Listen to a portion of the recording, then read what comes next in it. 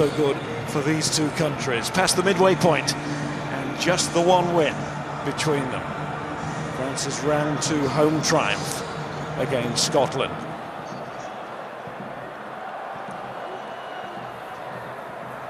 Sergio. Final checks being made by Ben O'Keefe. Six Nations debut for the referee from New Zealand.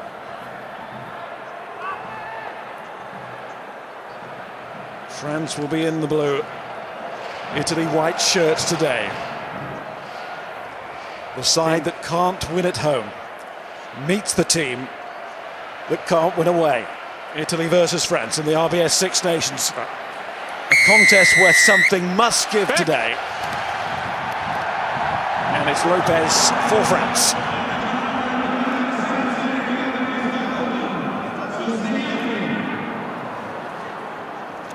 And it will be all eyes on that breakdown, of course. Gory's kick.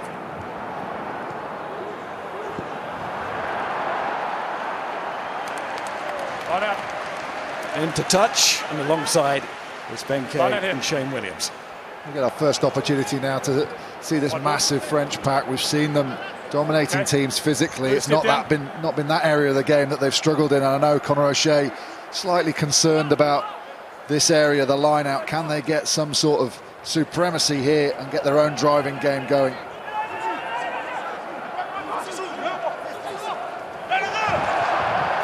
Still settling for Italy there. Starts not great from both sides at the line of this competition, but that comes as a major surprise. Not held. Sitting their position on the table. Leave it! That sums up France for you, really. Offloading when they don't really have to. Putting themselves under pressure when they get good ball. Italy looking to run in the sun. That was Staines' pass. Esposito is back into the side. And that far wing is Relo. 5 out! He carries the ball well. And that's exactly what Italy are looking to do here.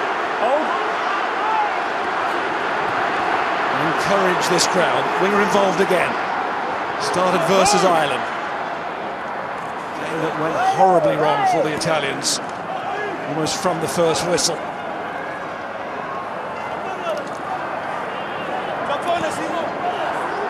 This a real chance to make an early statement here. He's trying to set up that mini maul that we've seen before from them in this championship. To the maul. And they win a penalty from it. Free shot for Gory. Venditti was calling on this side, but it's gone the other way. Simone Favreau. Still of the Glasgow Warriors. Not to be at the end of the season. Not renewing his contract for Ozzeh. Gory gets it out of there again, and that's the break. McKenna, and then, of course, it is Parise. Yeah, it's a perfect start for Italy. Going for the dry maul when that doesn't work. France bring it down. Penalty option. They got nothing to lose. Campagnaro as well, who's been all dangerous since he's been involved, especially against England. Great mini break, and then there's that man Parise on the end of it again. Yeah, brilliant play. Kind of reminiscent of Finn Russell running that outside arc towards the outside defender, making him bite in on the tackle, getting the arms through the contact, and then the offload to Parise, running a superb support line. Quickest try in the Six Nations this season, no great surprise there either. Yeah. And Parise now has 7 tries over the years in this tournament. Say that again. Say that again. Okay. That equals Mirko Bergamasco on the Italian try-scoring list in the Six Nations. He's getting all the records, is the captain. What a settler for the team in so many ways, and Canna back in the side, looking to show what he can do. Talked up before the tournament. Mick Mallet, the former Italian coach, likening to Stephen Larkham. Well, we hadn't quite seen that, but that was a lovely break. Tactically, this was good as well, because they tied in extra defenders at the breakdown with the pick-and-go game. That means there's not as much traffic as you'd usually find defensively around the ruck. And then by running to the outside defender, You can then create a space for Parise in the hole that the outside defender's just left. Okay, stop, White! Sobering miss, the conversion though. Yeah, I think he gave Carbonaro a bit too much credit there. It was actually Kana, but it was a great break and a great offload.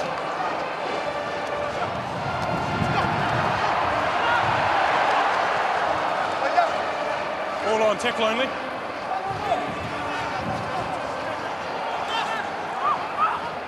Saran away. French scrum half back in position. Play on! He's got all the skills. We saw that break against Ireland.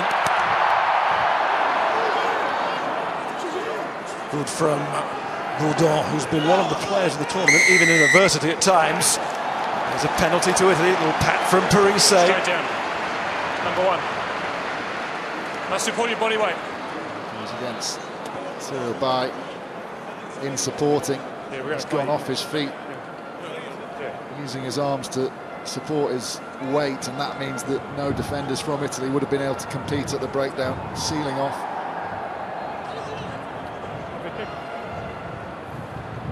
The tempo France and Seren are playing with at the moment. Italy really struggling to get their forwards round that breakdown, get in the defensive line.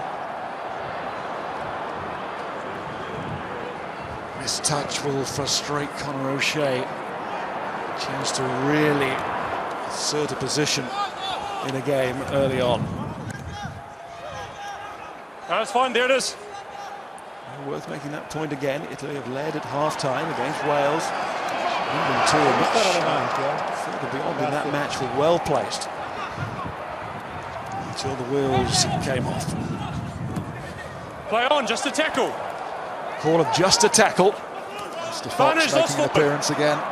This time Eduardo Gori flooding through the line. I spoke to Conor O'Shea before the game. He said that it would be Gori who'd make the decision. They wouldn't have as many players going round this week. But when Gori spots an opportunity, he's going to take it and go round. Yeah, you're going to see Nakataki and Vakatawa get involved in the game early on. They work really hard, especially in the first half. But here though, this is what's been lacking in France's game, composure. Breakdown as well. They've turned the ball so many times in this championship in the breakdown.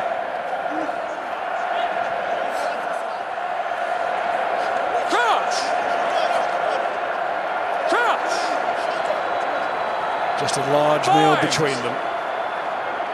Sit!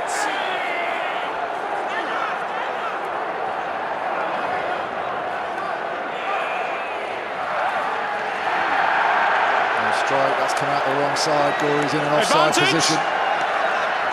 Impressive scrum from France. Out. Stay there, thank you. Chip in behind. Venditti has to turn. But it was one of those suck and see moments from Saran. Tight head, standing up under pressure. I think the whole Italian front row was under pressure. You can see it's not a clean strike. Girardo can't get his leg off the floor because he's under so much pressure. If he risks lifting that foot, he knows he's going to go backwards. He tries to strike it with his knee. Shot. Helped by Gori's less than straight put-in.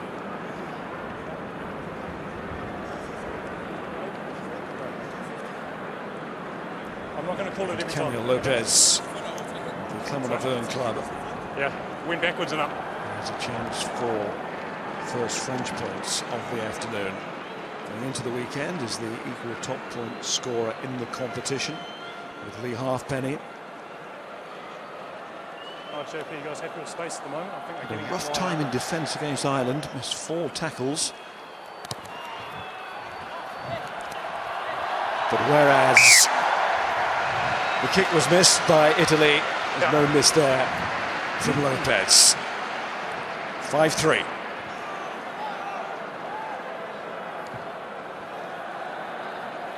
Ball's off.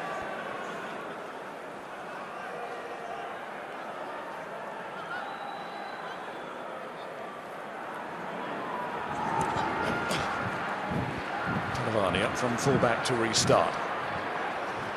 Here's Saran again. I mentioned that break against Ireland, going back to the autumn, that sumptuous pass against New Zealand. If you haven't seen it, do YouTube it, it's worth it. Okay, same thing. Vital line out from the Italians now. You can see them having a little huddle, trying to make sure they've got the call right.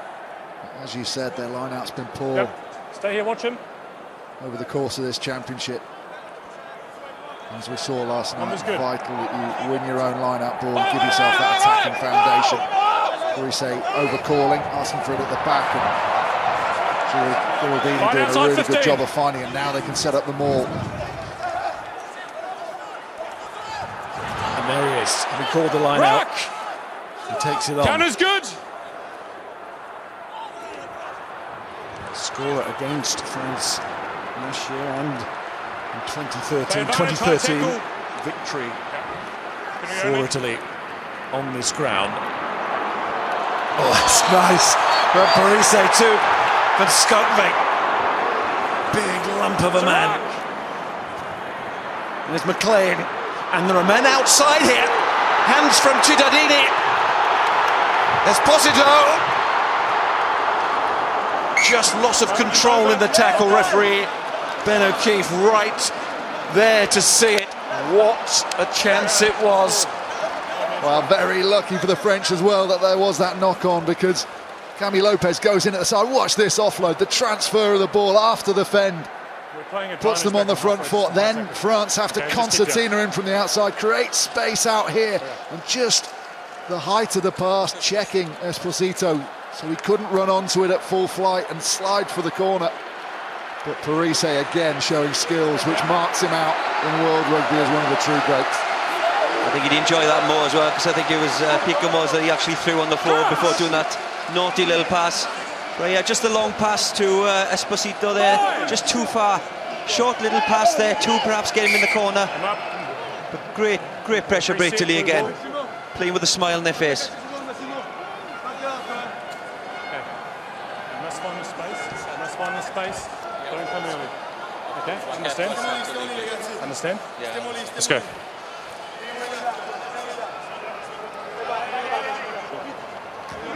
France looking for another giant scrum here.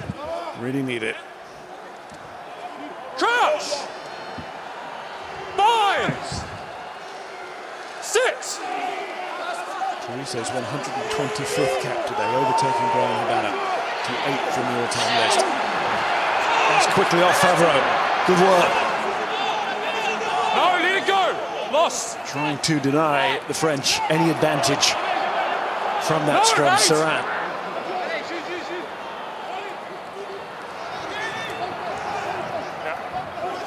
Corey round the side again, no tackle. What are they going to do? They're going to have to restart, pick and go. Sorry, no tackle, no ruck. That must be an absolute nightmare for the nine. Hold here. Especially so close to your own try line. Perfect tactics. Yes, it's the position of it, isn't it? Saran. It's his favoured side, Lopez. And he gets the ball away. Actually, if you know it's coming, that's an okay position for it to have, because you're not trying to move the ball. All you're trying to do is clear your own line, so you can afford to have another slow pick and go around the corner, which forces the ruck, and then it just demands a little bit of calm decision making from that man Saran.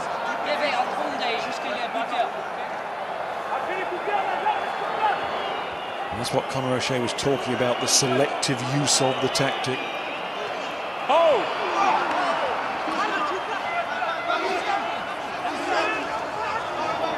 I think Italy before the match as well were actually in their warm-up counter attacking the rucks, so that's going to be a tactic as well, other than the no offside line. Gorey. That's McLean in this new role for him of centre.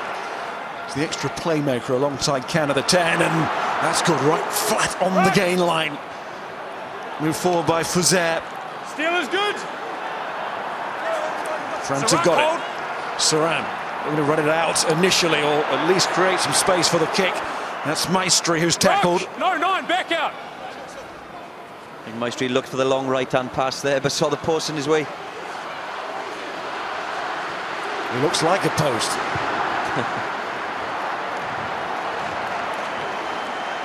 What's impressive is a great turnover there from France. What's impressive about the Italians, they're running out one of the strongest defensive sides in and around the breakdown. Big tacklers. and yet they're managing to find arms that they can get half through the contact, get some momentum. Brilliant turnover.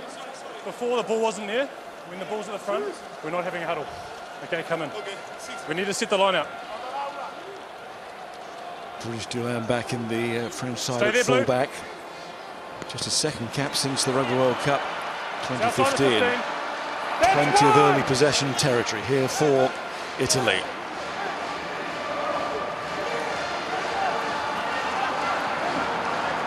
Four years since they last won at this ground. Taken on by the skipper. Alongside Favreau, real quality in that back row. Steyn just starting out in international rugby, but high hopes for him as well. The blindside flanker. Goring making sure it's still there. Campagnaro of the Exeter Chiefs. Tadavani.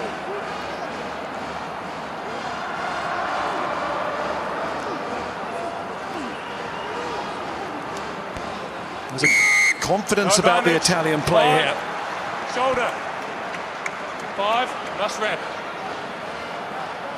There's confidence and patience as well. I think we haven't seen this from Italy, where they keep the ball. Even if they don't get over the gain line, they regain and regather and just slowly try and get around the corners.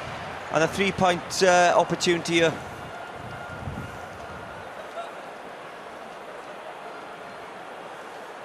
Penalty there. The French forwards are trying to use the chop tackle technique, allowing them to get bodies over the ball to quickly steal it. But in doing so, the lower you go, the harder it is to wrap your arms around. If you're going in at shin height, you've got to have good shoulder flexibility to get the arms wrapped around the legs. And Maestri there just penalised for failing to do so. Almost a bowling ball rolling under the feet. Perfect kick for Canna, having missed the conversion. He started his Six Nations life against France with that full house of points last season. And he got people talking then. And Conor Ozzeh feels he can really push on to be the cornerstone of this Italian side.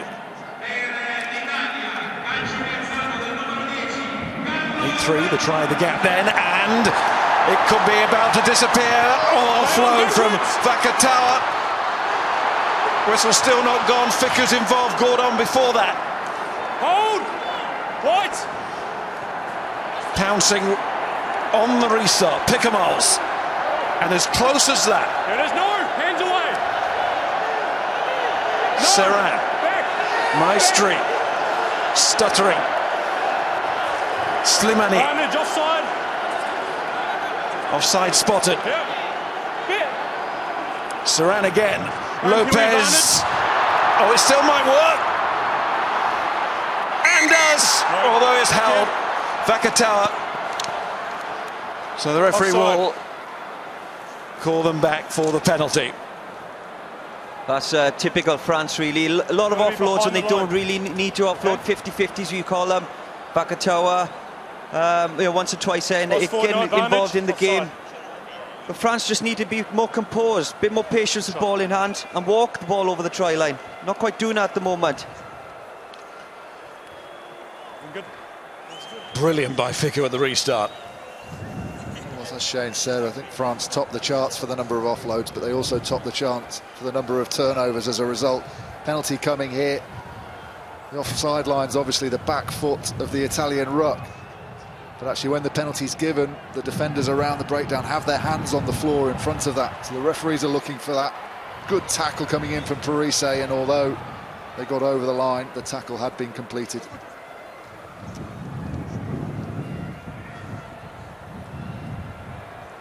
Vakatawa showing just how dangerous he can be. Lost his place for the Ireland match. He was injured. Try in Paris when these two met last season. Test debut, man of the match that day as well. Here's Lopez, and 3 points for France. Let's get the view of Olivier Magne watching. Olivier, your thoughts? Yes, it's not really nice for France, of course. They look like, scared about win. They don't have the ball in attack, so they just defend at the moment. I hope it will change soon, but in this moment is not very good. Maybe feeling a little more optimistic now, this French side. In view of what happened at that restart.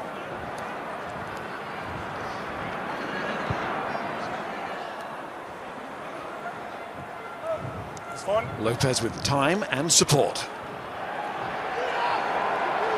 Off goes Dulin, and he saw the space. And Lamarat to Vakatawa, who's cutting back inside and looking dangerous again. And certainly optimistic now, France. This summer attack. Back.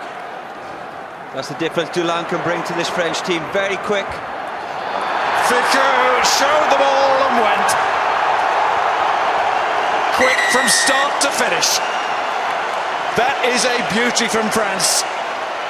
Delivering tries like that again. And suddenly the rugby world seems right again when France do things like that.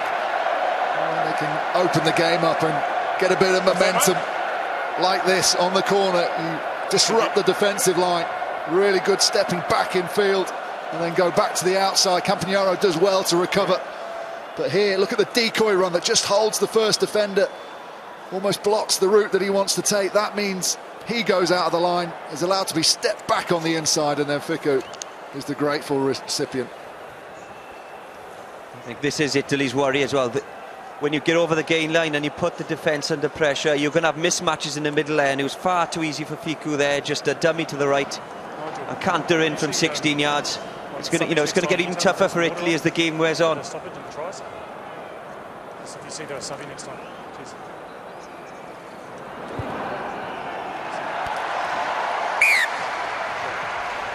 And suddenly it's Italy with the work to do with the Lopez conversion.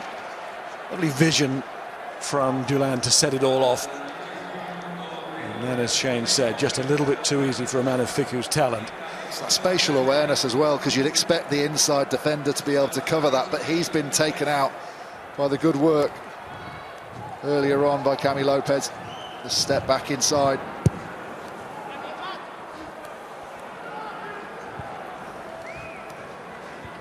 Yeah, initially started by Dulin. I think as the game wears on, he's the kind of player that's going to cause more and more problems for Italy. Very quick, likes taking on defenders.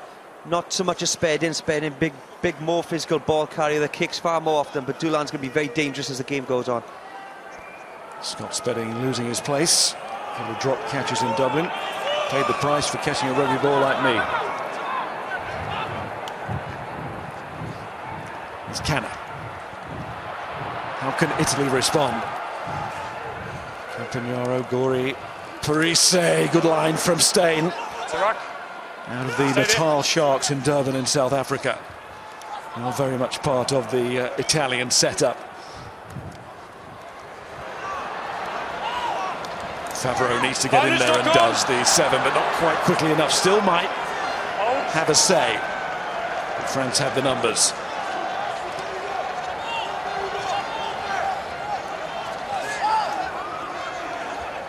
Saran, again looking for the space. Nakaitathi.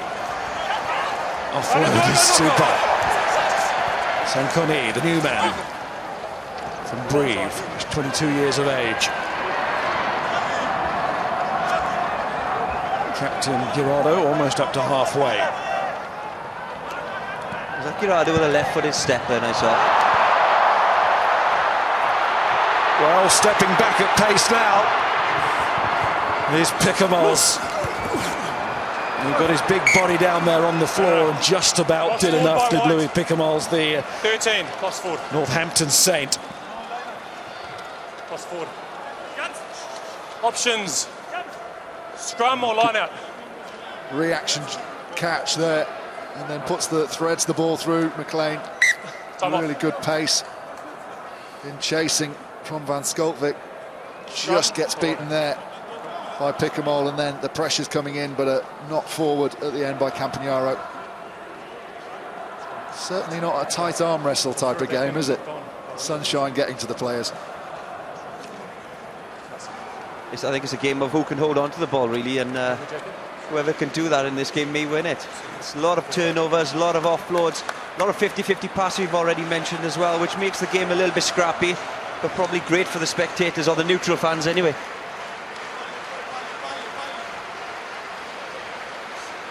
You say, Matt?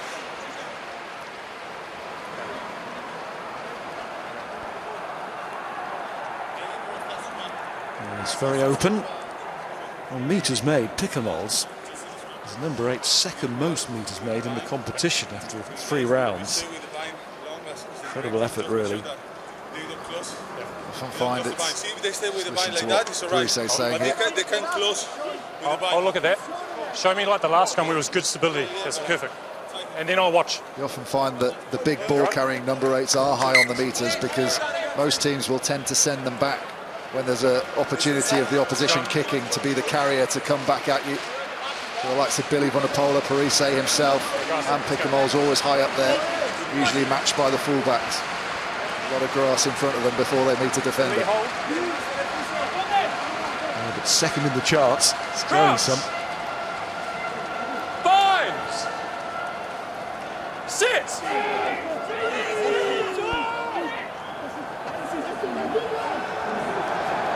It's more than solid from France at the scrum. Will be a concern to Italy. Picamoles, it's a few metres there.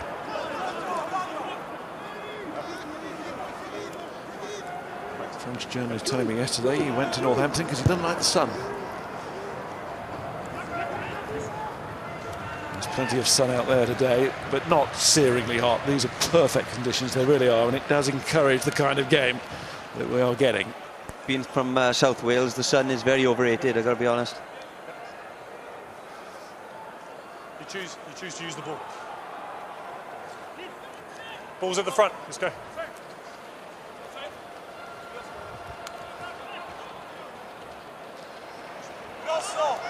Giraldini, foot injury, forced him to pull out of the match against England.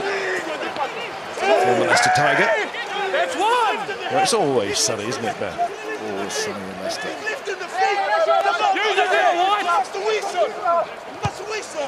Gory. Okay. No advantage for Italy.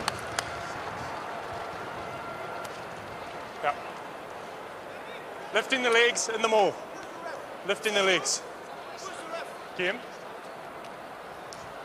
They'll take care at the line out and at the resulting maul. Lifting the legs. There you can see Parise being lifted up.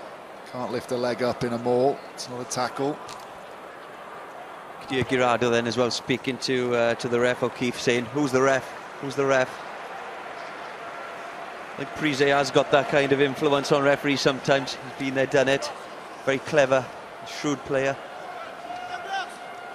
It's when the ref says, "Who's the coach?" Let's not go down that road again. Good reach from Ozzeh. Started 14 of Italy's last 15.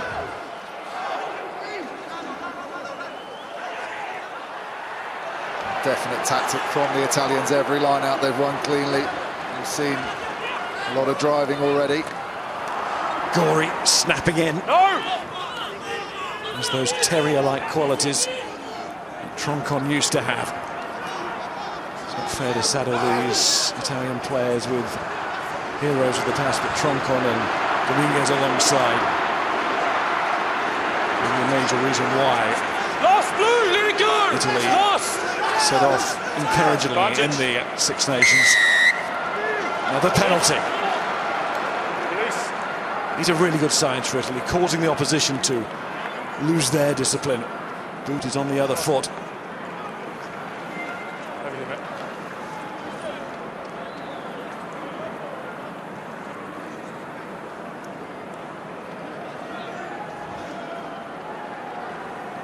Just hear the referee shouting at Sanconi that it's a ruck, he's got to let go. He has just that extra little go at it. Perhaps there it's needs his teammates in and around the breakdown to tell him his head's buried. He can't necessarily hear what the referee's saying. He might feel that he's in the right, but it's up to the referee. You've just got to play what you hear. It's a great opportunity for him. He's come outside of the elite squad. And crossing at junior level, as Olivier was saying. Canna makes France pay.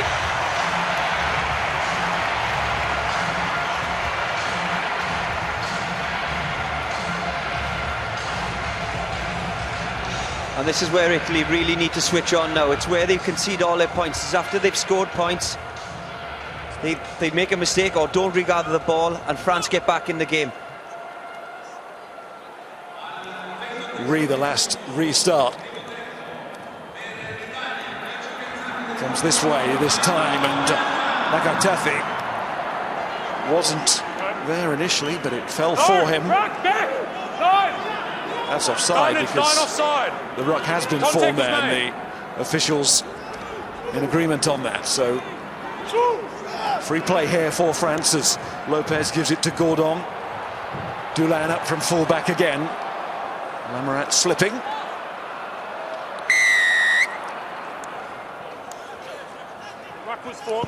Got themselves confused there, Italy. Yeah, that's exactly what we were saying, isn't it? It's France get back into the Italian half.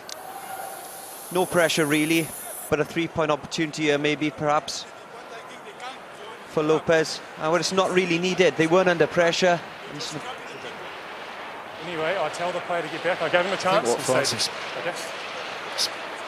spotted on the kickoffs is that the Italian lifting pods are all quite centralised, so you have a back on either side, which makes this flat kickoff almost like a crossfield kick we'd see in open play.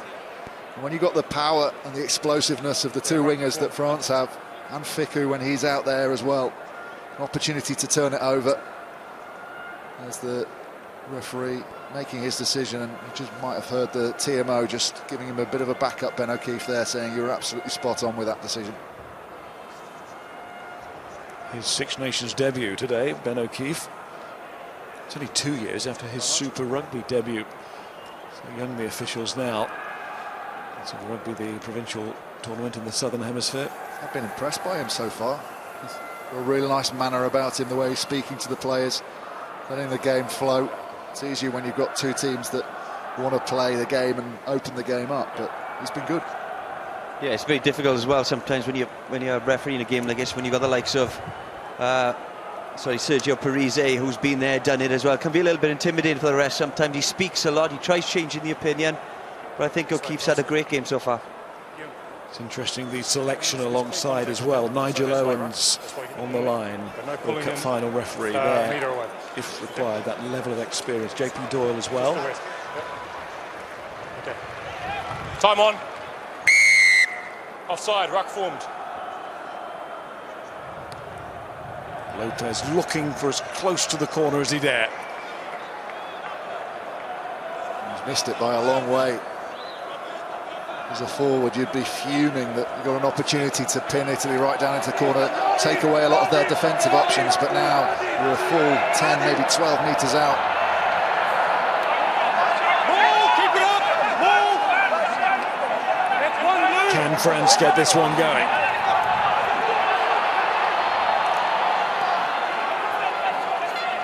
These two had a fairly uninspiring World Cup meeting. Start of the tournament, Twickenham in 2015. France are just too high here. They need to drop down lower. They've been warned once that they've stopped it. Now it collapses and it'll be a turnover. And that was a pretty uninspiring maul as far as the French were concerned.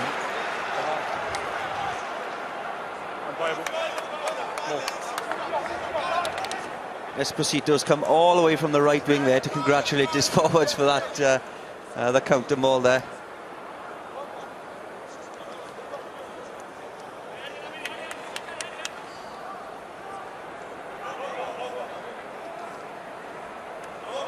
Well, the player will be keen to take his chance. Esposito, long-term injured. Leonardo Sato, I think most people would agree, the Glasgow man would be in the Italian starting 15 if fit.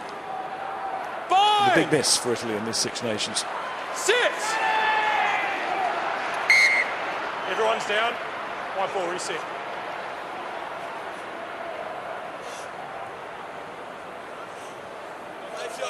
Right. Okay, say Mark. Era perfetto, eh? Sì, feet up. So we stay up. Okay? Feet up, stay up. As we start to approach half-time, what will be a worry to Italy, something they must try and counter today, is their second half form in this tournament. It's a staggering 96 points against 5 points for. 96-5. The problem with Italy as well is that they missed the majority of tackles second half. They've missed 13 already, and against France, any opportunities, half breaks, they can be very dangerous. Reset, just round. 20-45. Reset.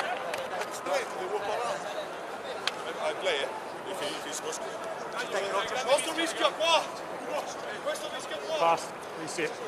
Guy Neves alongside Yannick Brou there. And Jean-Frédéric Dubois. Neves knows if he loses this, Bernard Laporte, his boss, will be asking some serious questions. It'll be a live debate. Crouch! Bind! 6!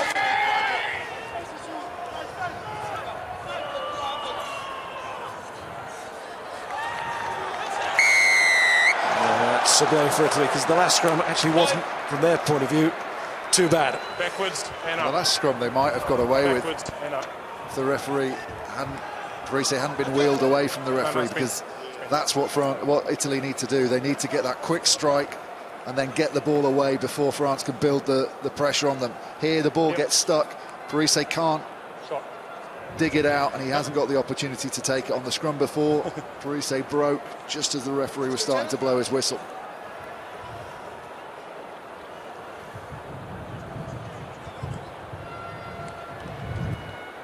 Rabah Slimani try and score against England.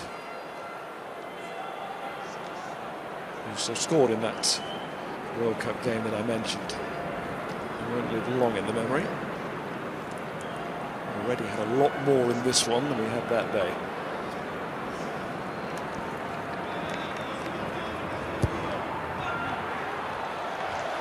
Sweet strike from the boot of Cami Lopez.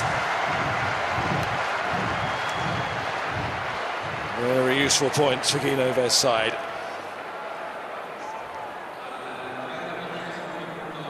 Italy's so close there to exiting without any damage.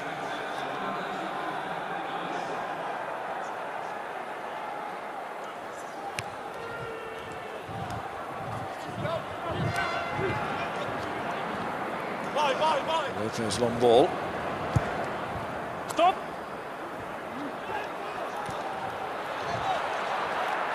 Tadavani. Release! Gori getting stuck in, but there's no half back there. As Gori had the ball, there's Favreau. Gori's across now. Stein. Ozzeh. Gori again trying to get Italy to tick around the breakdown.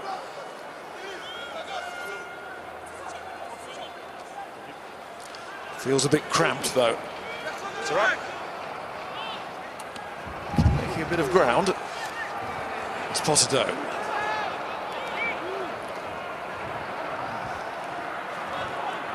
Go in search of width. Gori, stretch from Canna, did well. Wasn't best place for the up and under. You're doing cool. Not sure Vakatawa called for the mark. Cool. Referee didn't hear it. Definitely juggled the ball as he went to catch it. Poor chase by Italy there. If you're putting it up in the air, you've really got to compete, or at least put the catcher under pressure, especially in this kind of area now. Not great at double tasking, obviously, Vakatawa. And Lopez gets the ball to the safety of the stand. Hear the scream of left foot there, just reminding anyone chasing down on Cami Lopez that he's a left-footed kicker. Just make sure you're running at the right leg before he's even received the ball.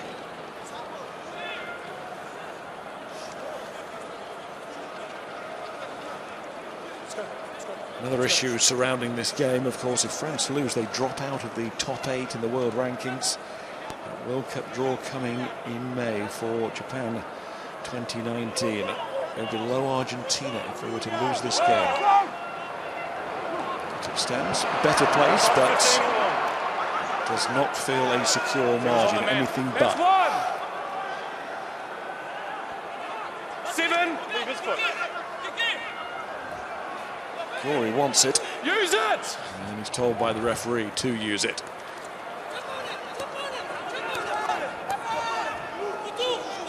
The problem with Italy is when the driving maul doesn't work, they've got all their forwards in that maul, just 2 or 3 players in on the outside to try and create something. It's very difficult, and then you risk turning the ball over also.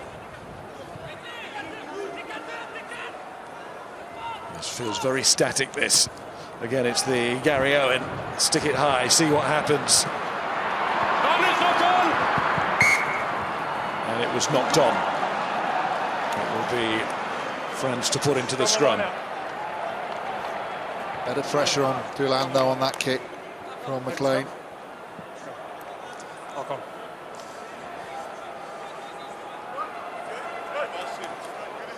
Again, good pressure in front by the French, but maybe the leg being lifted, and here's the kick chase. And the DT just going past, allowing Campagnaro to compete, hoping that he'll get a tap back from Dulin. No offside, obviously. It's definitely an area that Italy can capitalise. Dulin's not the biggest, the most physical of players. It's not a spared in. So if you are putting that ball up in the air, you've got to have a good chase. We've got physical. Italy got physical players like DT that are up there competing. Okay, you risk a knock on, but also France risk knocking on or creating something also. As Italy feel they have chances there with Dulin's size and the willingness to turn Nakatafi and Vakatawa. Tight head. Doing as much happier going forward. Tight head. Penalty here, Ben. Votti there, penalised, I think. Initially he said tight head, but he changed his mind.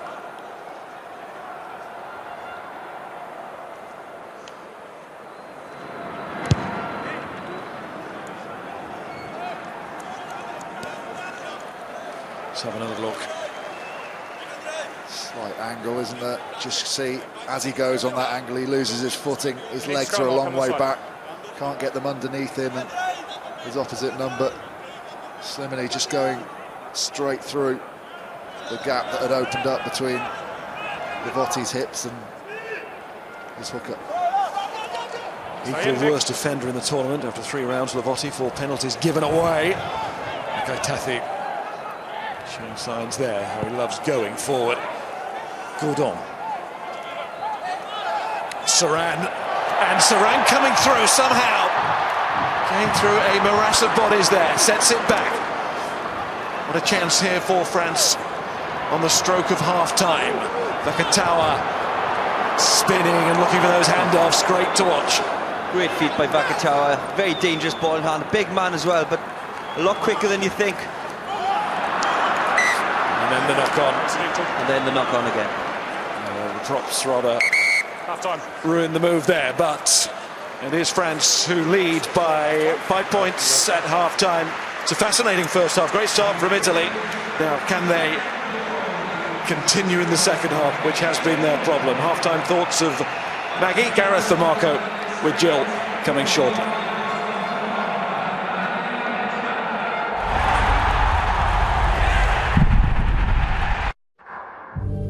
ITV's coverage of the RBS Six Nations, sponsored by the new Peugeot 3008 SUV. Trish, you don't have to put yourself through this. You want to help. So what's bothering me? It's not narrowing down. Why would you lie about what you were doing on the night a woman was raped? The more we talk to, the more we rule in. Broadchurch continues Monday at 9 on ITV. Watch the series so far on the ITV Hub. High Five from William Hill. Available every race, every day at the Cheltenham Festival. 1 in 3 jumps races this season have been won by 5 or more lengths. Bet on any race at the Cheltenham Festival, and if the race is won by 5 or more lengths and you back the winner, you'll get a 25% free bet bonus on your winnings. If your horse finishes second, you get your money back as a free bet. High Five from William Hill. Available online, on mobile, and in our shops. Sometimes I feel like I'm just a lost kid, stumbling through these towns, stuck in between highways. Nothing feels the same.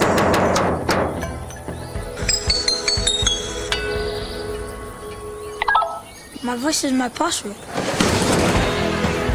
At HSBC, you can now use your voice as your secure telephone banking password. Onwards. Right now, the world's looking for UK suppliers of fashion and textiles. Water sports equipment. Console games. Rail construction projects. Food and drink. In Norway. Thailand. Lithuania. Kenya. France. The opportunities for UK businesses are enormous. So come on. Why not open your doors to 7 billion potential customers? The planet needs the UK's expertise. The demand is out here. Here. Here. Here. Here. You should be too.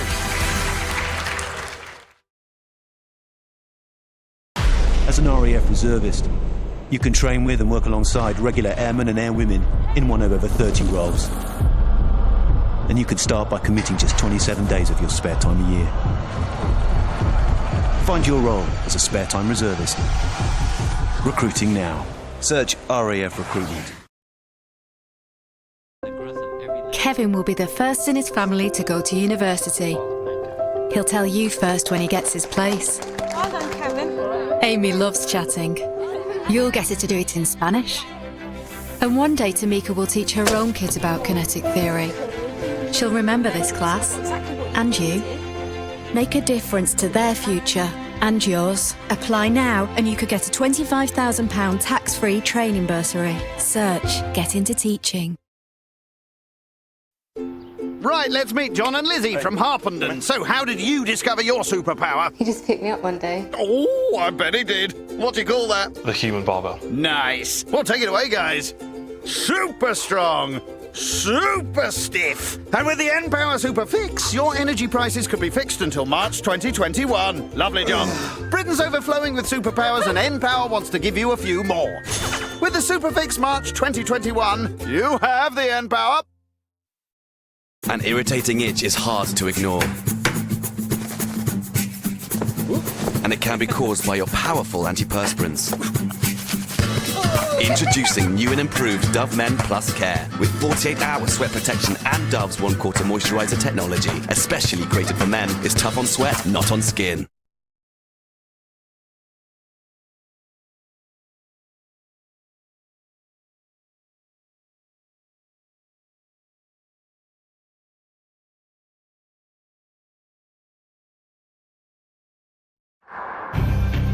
ITV's coverage of the RBS Six Nations, sponsored by the new Peugeot 3008 SUV.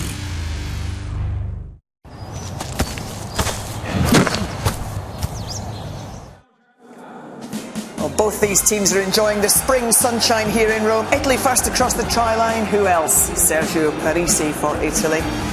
But it's France who are in front at half-time. Gail Fickou, the try scorer. A great finish from the Toulouse centre. It really is fantastic. Half of rugby. Conditions couldn't be better, and Marco, Italy will be very, very pleased with that first half performance. Yeah, I think they started the game very well. They shifted the ball quite a bit to get away from the big forwards of the French team, and they did well. They created 2 try opportunities. They could have scored a second try as well. So I think from an attacking point of view, they're doing pretty well. Scrum is an issue. We've been penalised a few times, so they need to fix it at half time. Probably the best strategy should be hook the ball as quick as possible. Even if you're going backwards, you got a chance to play the ball. There's no point, I think, to be in an arm wrestle with a big pack of forwards that France has, especially on the bench as well, with Tony on the bench and the other front row. So generally, a good first half for Italy. They should be leading the scoreboard, to be honest, but it's a good start. They did get in front, of course, through their captain Sergio Parisi. Always such an influential player for this team. Yeah, you can see here Kana is challenging the defender in front of him. He got the offload way behind the defensive line, and Parisi is over the line. It's a great play by Italy, because them, quick rock here. The forwards are not, they don't have the time to go around the corner, and Kana come from behind, dummies, show and go with Parisi. That's a great try. I think it's just good to see how the fact Italy are just taking it on. And if you just track here, Canna, he just comes from around the back and he just spots the fact that there's two players. He sucks in both of them, and Sergio Parisse just follows and tracks Canna from behind. But it's just lovely work to commit the French defenders. I think also what they've been is very patient. You know, in that red zone, at home, at the start of the game, sometimes everybody gets white line fever and everybody wants to score the try. But I think what they had was a patience, a 10 who's willing to stand up and take control, and players being able to run off the 10. Also at the start, you know, the French almost gave the Italians a bit too much respect. They stood off, you know, the Italian players, and that's what you can't do in the first 2 minutes. And as we saw there, fastest try in the Six Nations so far. So. And Canna's got this natural ability to pick the opportunities in front of him. So it's, you know, I think it's the right game for him. Let's talk about the French try then, Gareth. I know you were very impressed with this. It was a super finish from Gaël Fickou, but it came from deep inside the French half. Yeah, I think we have a back three here for France who have gone out there with a willingness to express themselves. And I think the thing is when you get on the front foot, the danger of a defending team is to be slow getting back. And if you see here, the Italians are slow getting back. They're forwards in the middle of the field. Everybody's looking at the ruck. They're not scanning what's in front of them. And at this moment, Fickou is looking in front of him to realise that there's going to become an opportunity of forwards v backs. And then what happens if they just play it on is the ball is left at the base of the ruck. You have a dummy runner. Fuser, the second row for Italy, bites on the dummy runner. Then realise he has to take Lopez, which is an easy step. And Fickou, by this point, has realised that he's got a mismatch in front of him.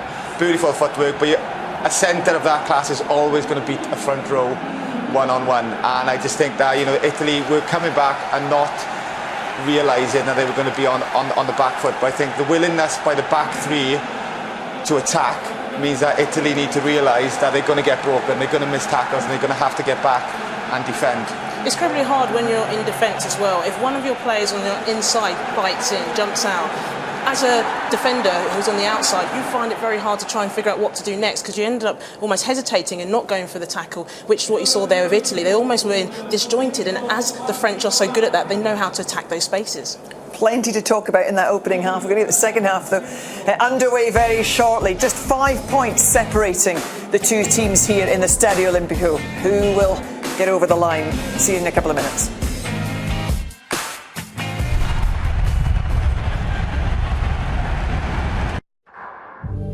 ITV's coverage of the RBS Six Nations, sponsored by the new Peugeot 3008 SUV.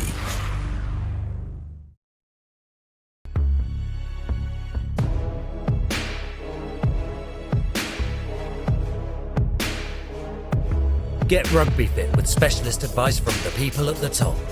No matter your game or goal, get the most out of your sessions.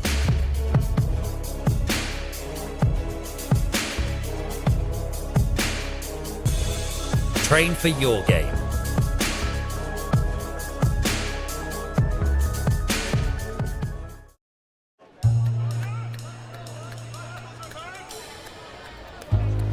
Let's not mess about. At 188bet, we know exactly what you want.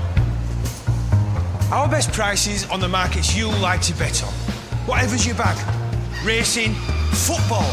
There's no gimmicks, no nonsense. Just tasty prices every day. Have a butcher's at that. Bet now at 188bet.co.uk. Rough night, huh?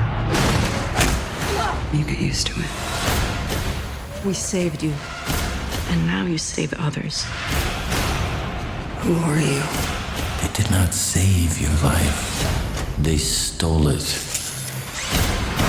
She knows. I order you to terminate. They created me, but they cannot control me. Who's that? Love what you see with the Karcher window vac.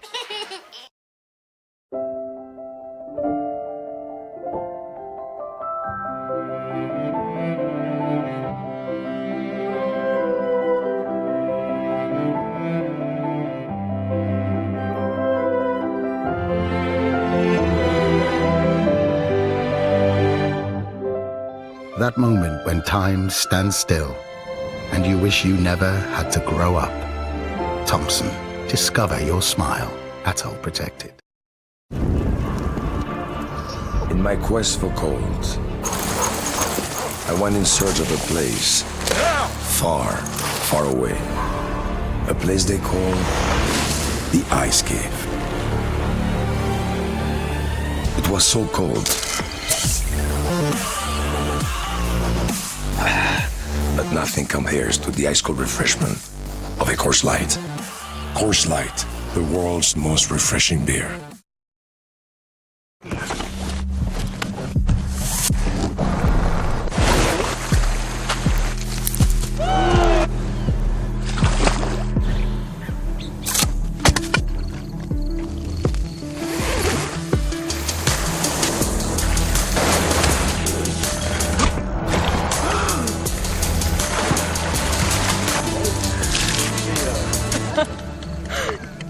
Well, you're right.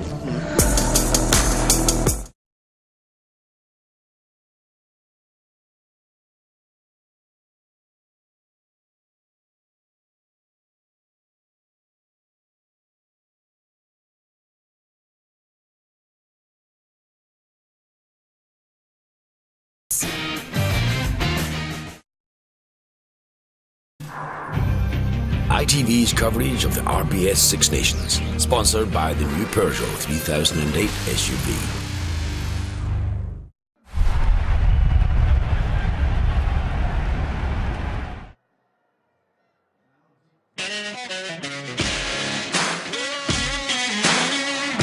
This is Cheltenham, the place every punter, jockey, trainer and owner wants to be. 70,000 people will roar, but there's nothing like it. We're all set to go. But that is beautiful. That is brilliant. He could not be stopped. Germany versus England, and there's nothing quite like it. Oh, what a goal! A winner in Germany. The biggest one of them all. And it's Rule the World who wins the national. What a fantastic few weeks of sport to look forward to here on ITV, bookended by some iconic national hunt racing. Can't wait. And we'll be back to the second half here in Rome shortly. Of course, a big match at Twickenham to look forward to a bit later on. England have arrived at HQ. Glorious day in West London too, by the looks of things. So much at stake, of course, in that one. England and Scotland with big championship ambitions. All the build-up coming up after this match here. So, of course, England know all about Italy. They were treated to some interesting tactics in that match at Twickenham a couple of weeks ago. The fox was brought to bear, and we have seen glimpses of that, Maggie, in this match, haven't we? We have, and we did talk about at the start that there'll be a lot of it. And as they mentioned in commentary, Gory there, who's highlighted, he's been singled out to come out and really put that pressure on the French opposition. But it's interesting, the French have handled it well, so when they've seen that happen, they've just committed to the ball, they've taken it in and set it up that ruck. So I'll be intrigued to see if Italy try and do that again in the second half. Yeah, I think when you see France, they've done their homework, they've looked at it. All they do is they don't panic. What England did, they panicked. France just take their time, they relax, and they set everything up on their own terms after it. One team is missing on the field now. France is on the field now. I think Gory got penalised once at the end of the first half, so Italy has to be careful to control the situation because he can bite them if they don't play it properly. OK, let's get this second half underway. I'll hand you back to Miles, Shane and Ben. Thanks, Jill. And here we go with Italy having made one change in the front row. It was going tactically wrong in the scrum. That was pretty clear, and Lorenzo Cittadini has left the match for now. I don't know whether the front row might be required for his specialism later on. And Dario Chistolini, formerly of Gloucester, now with Zebre, wins his 17th cap.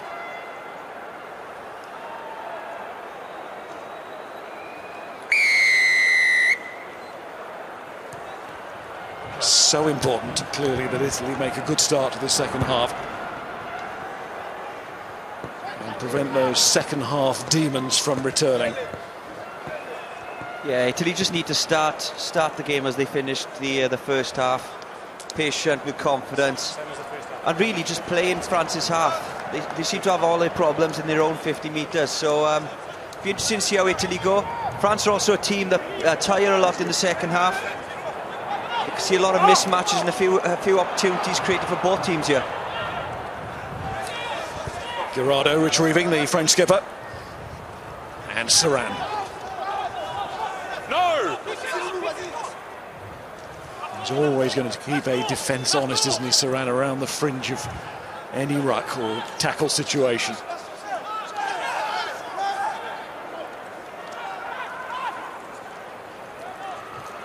It's Lopez stepping up, and a little chip from try scorer Fiku might take this, trying to get a boot on it.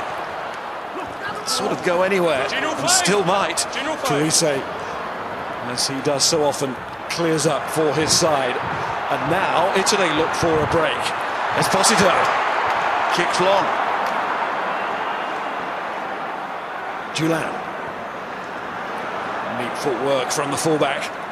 Just thought Esposito kicked that too early. He didn't really commit anything. He didn't look up and see what the picture was ahead of him. He should have been dragging some extra defenders towards him before he puts the ball in behind Shane. Yeah, Slimani was the guy covering him as well. I think he was glad of the kick in the end. Here he goes again. And the prop on a run. Here's Maestri. Good on the supporting man there. Lopez to Pickamoles. Trying to rip away was the winger, Esposito. The referee was playing an advantage there to France. And this is they who have the chance for first points of this second half. Again, Saran, if you don't get your guards, the pillars either side of the breakdown in early, he'll attack you. And then as soon as the players from outside come in to try and cover that mistake, that leaves a big hole elsewhere, and he's got that ability to offload, as we saw around the back there, directly into the hole that the defenders who were forced to come into him had just left.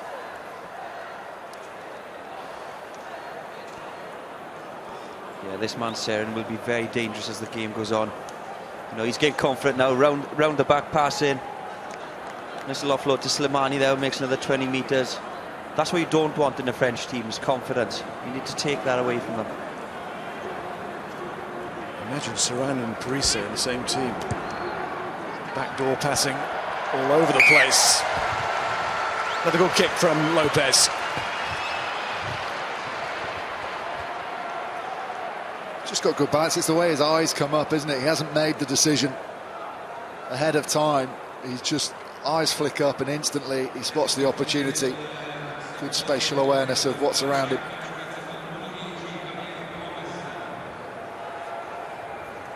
So already restarting.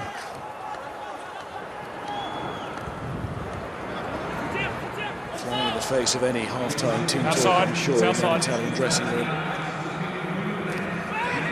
It's what we've been all about. First score. Saran again. Fiku. And still, what an impressive run again from Fiku. He's got support outside. Vakatawa is flying. Oh, he's not playing that much. Terrific covering tackle from Padovani. Stayed with him. Really put it in there. And so important for Italy to stay right in this game. Yeah, Padovani slower catching him up there. It didn't look like he was going to get there. 1 point. Vakatawa just didn't seem to have the legs. Great tackle on a big man. Saved the day. His job was made even harder, wasn't it, by the fact that his right wing went for Fiku, the inside man, so he had to go all the way out to the touchline. Doesn't he do well to come across? Perfect technique and then drag the legs into touch, using his body weight to roll. I think he'd be the kind of player you want to tackle from the side rather than from the front. Didn't quite have the wheels there, did Vakatawa.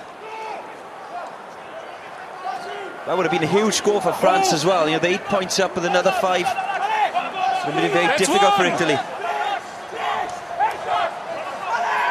Let's see how big a moment that might prove to be. Saran. Lopez, Vakatawa will use his power as well as that initial pace, but as Shane said, he lost it over ground, but Dulan scampers on in his own little way. How many white shirts have been dragged towards that ruck, though?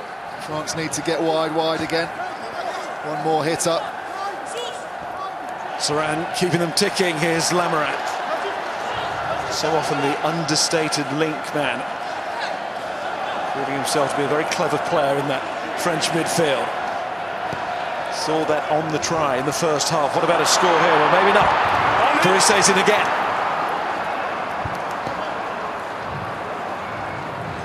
Go blue! Again, that forced pass leaving France down. They look so dangerous when they got the ball in hand and they're not trying to offload and make silly passes. It must be so frustrating. Nakaitathi to Pickamalls on the hoof, and then it's Girardo. Nakaitathi wants it back, but Girardo plows on. It was in front of him. Is that try line? And now Nakaitathi can see it as well. No advantage, offside first. No advantage, offside. Saran just complaining his arm was hit as he tried to make that pass off the floor in front of his man. Forward. First is offside. Just the opportunities opening up, aren't there? Some missed tackles coming in, getting the arms free, driving through the contact. Girardo, eyes were lighting up there, but he knew it was coming. He knew somebody was there. He's trying to swat away. That's interesting. France go for the set piece. They're just trying to put the game to bed, but just as importantly, keep the pressure on Italy with their driving game. Although we've seen some brilliant, as Shane's been going, all right, we've seen some brilliant bits of play from France. We haven't had that sustained pressure on Italy because they keep on making turnovers.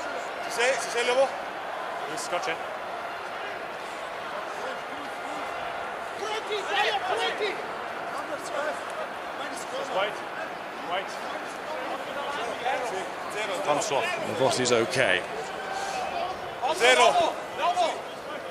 JP, just stand in front of him. A worried face there, Parise. Time on! His opposing captain to throw in. On the day of his 50th cap. Now part of this more, which France try and get going. And they've lost a lot of white shirts by just wheeling off to the right there. Parise stayed in there. As soon as he changes his mind, he's got to go. Penalty given. Saran to Lopez. Turned into a dummy in the end. Venditti to come in a long way there. If there was a looping pass, and here he is, Vakatawa. Through and underneath the post. Yes, it was in the end, exactly that. Simple score. France have been threatening. In the game, they dare not lose. There's a little stat I've just looked up, particularly in this second half. 31 missed tackles from Italy to 3 from France, and that's an easy tackle. You can't allow, I don't care how powerful it is, if you're a forward, you can't let someone walk through like that. You have to get a shot on them. It's a clever run by Vakatawa. He comes from the blind side, a short little pass, but as Ben said, you know, there's 2 missed tackles there. His stats don't look pretty. Easy try.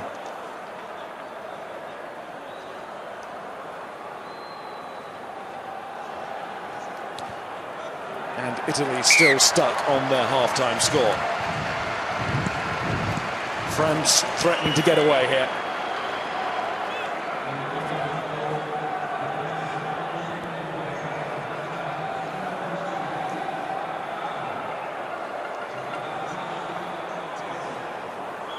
And the outside defender flying up out of the line, allowing just that gap to get slightly bigger for the arc's run. Second play on. Outside.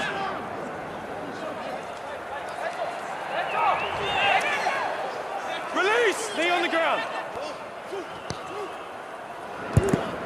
That's by blue. All on. Italian challenge also here is to get the crowd, the home crowd, interested again. Get them fired up to believe. Favreau tries to supply that energy. Picked up in the end by McLean.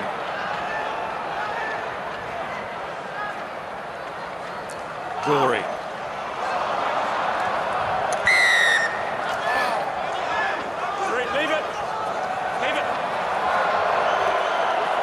Penalty awarded, but something else to sort out here for Ben O'Keefe.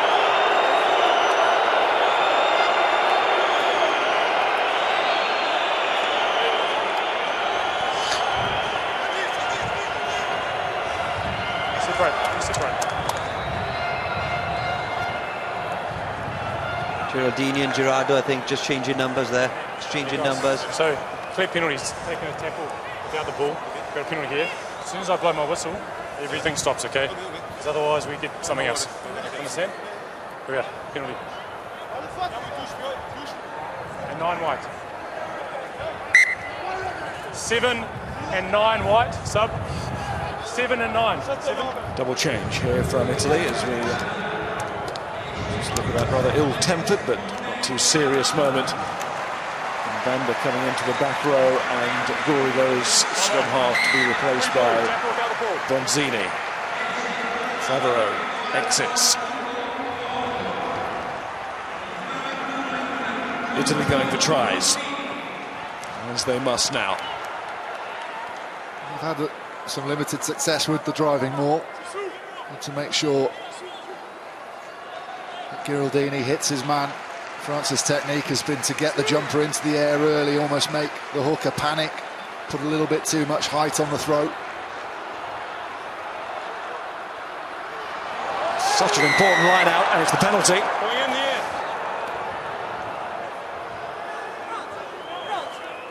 Italy's task made more difficult by the infringement.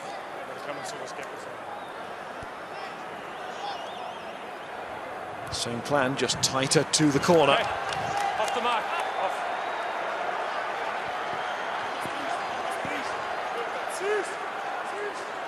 I think Parise just telling his players they've got to come away from this position with some points on the board.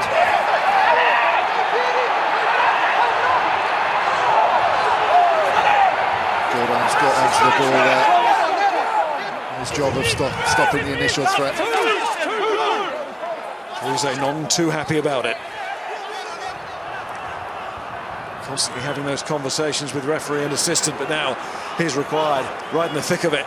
There's not a lot of width to the Italian team at the moment. They're basically all bar one in that area of the field. They're going to go the most direct route if they're going to get to the try line at the moment.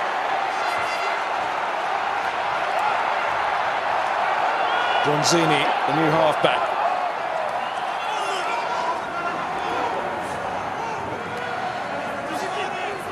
There it is, stay there, Blue. And again, but it's as short as it can be.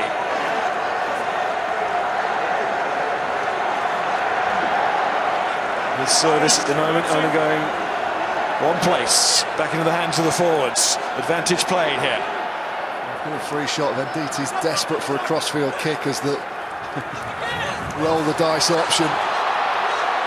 And Scoutway with that drive, nothing coming from it, knock on, so another penalty. These are mounting up. Referee might consider on the ground, collapsing them all. A little bit more than just the penalty. Card would be an option in view of the number of penalties and the position on the field, and Parise, I think, is pointing that out to Ben O'Keefe.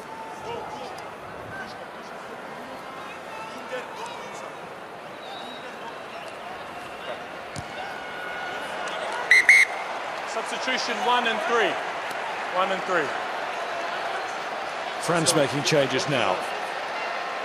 Blue off their feet, but Maul collapses over top.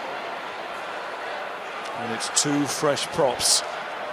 Antonio and Belarus. Time on. One for Bai. And Slimani. And they're straight into it. Ball lost. Bronzini. Two-winger. Esposito, who is always becoming an extra forward there. because that is definitely the Italian plan. And it goes wrong.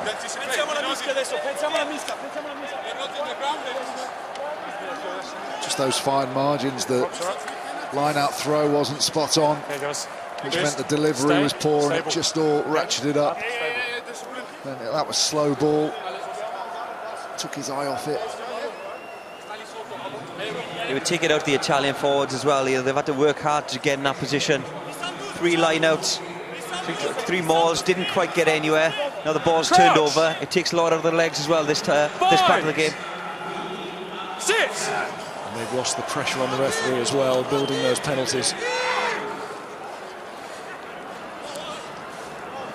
Saran.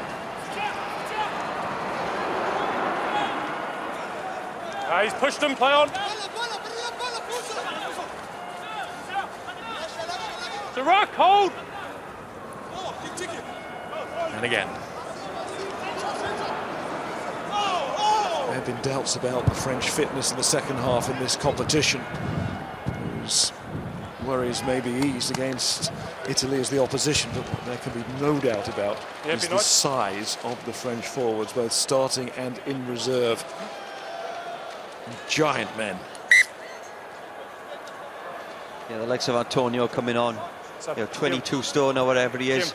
Not only is he, a good forward, a good scrummager, good to lift and line up, but he gets around the park as well. And when the Italian defence is tired, you don't want someone like that running at you and running at shoulders. Just wait. He's actually listed at 23 stone, which is a stone down from where he used to be. He had a good Christmas, I think. Time on, blue, step. Christopher Tolofua joins the action.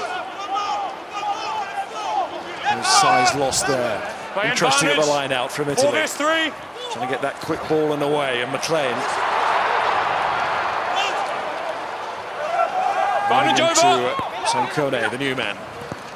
Yeah, Sirin read that well there for France. He just came up the line, stopped the pass, got in the channel between McLean and the next receiver. Let him go, blue, hands away. Oh, that's nice from Campagnaro. 13 Six Nations games, and he's lost the lot. And if Italy are to do anything here and change things on that front for Campagnaro and everybody else today, it's got to be right now. It's another disappointing thing for Italy as well. It's taken 55 minutes to get Campagnaro involved in the game. He's had it twice now in the last 30 seconds, and he's been successful to go over that gain line. Esposito, Bronzini, McLean, Campagnaro again. Went for the glory pass, and the whistle saves Italy. Offside. Knock on in the tackle, then offside. Just fringing.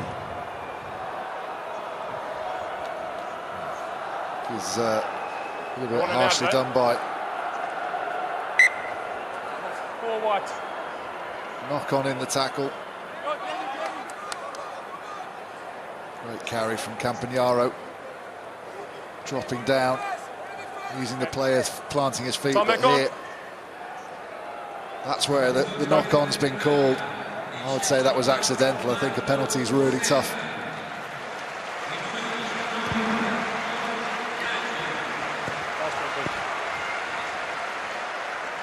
Fiku just in front after that knock-on. He's kept his team, Conor O'Shea's Italy, in the match. Potentially. Backwards. Taken on by Biaggi now on for Italy. Giraldini plays with Toulouse in France. Bronzini, can they find the space into the sunshine with Padovani? Bronzini again, Bronzini going, can he make it?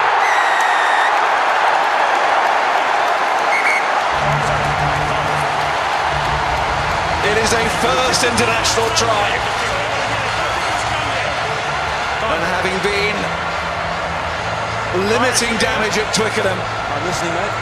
Here, Italy in this second half. And they fell away against England, against France, may have inflicted some damage. But it needs to be checked. I'll get back to you. Just want to check the grounding. Nigel Owen's in there as well. Couldn't see it.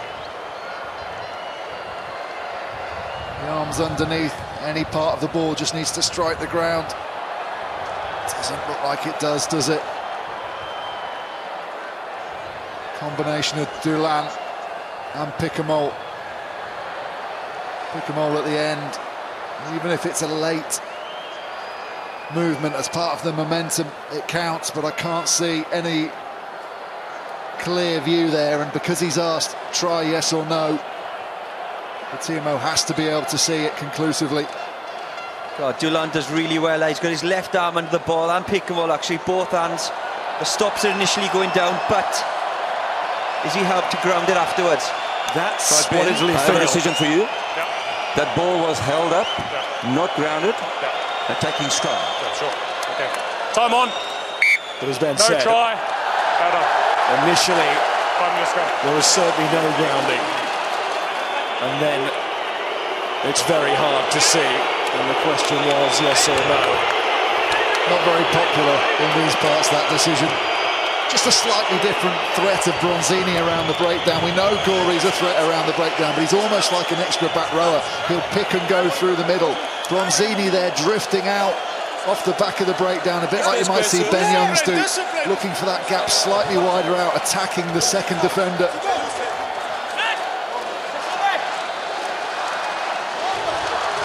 This isn't really a result for Italy as well. The scrum hasn't been going that well. This will be one. We want to get this ball out as quick as possible. Kruse will know that. He's the man at the back. Up. Look at that from France. The power straight on there. 4 blue. Number 4 blue.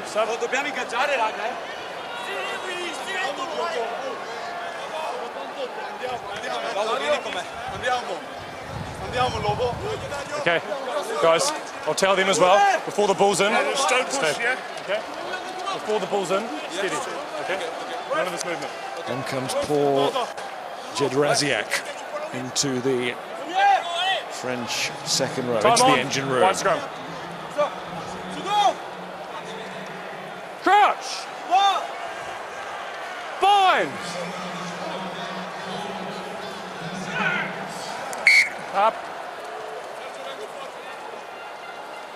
Guys, I know you're new, but we're going to get this right, okay? We must be stable. Yeah. Okay. Into the space. Referee fully aware how critical this scrum is in the context of the match. Crouch! Bind! Sit! Hold there!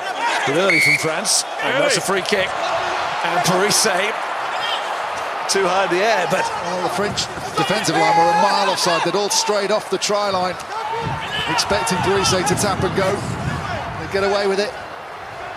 No! Let him go! The man who was denied, Bronzini. Parise again gets rid of that one quickly. Campagnaro. Varnish, knock on!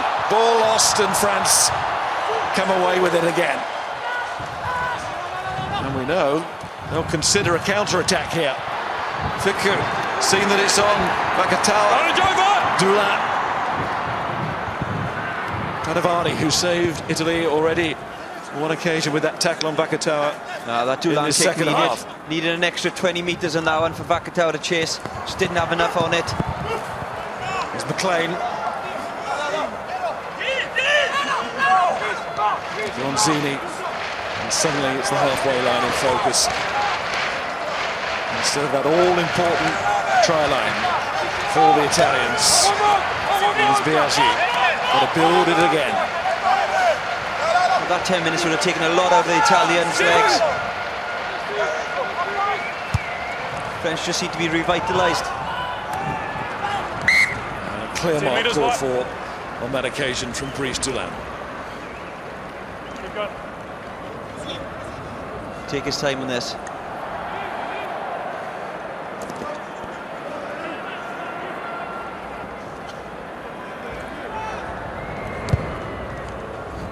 This is Parise. You expect his control to be so good. He kicks it a little bit high, puts himself under pressure. Just watch how far off the line the French are before he kicks it. Numbers. Akatawa, who was stood in as the first defender, was a mile offside. They turned the ball over, and suddenly France put Italy under real pressure again.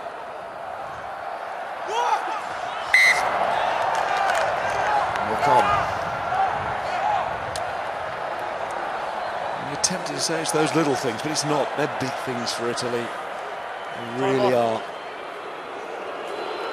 You'll see more and more mistakes, handling errors, turnovers as the game goes on. As their last free kick was just moving, eh?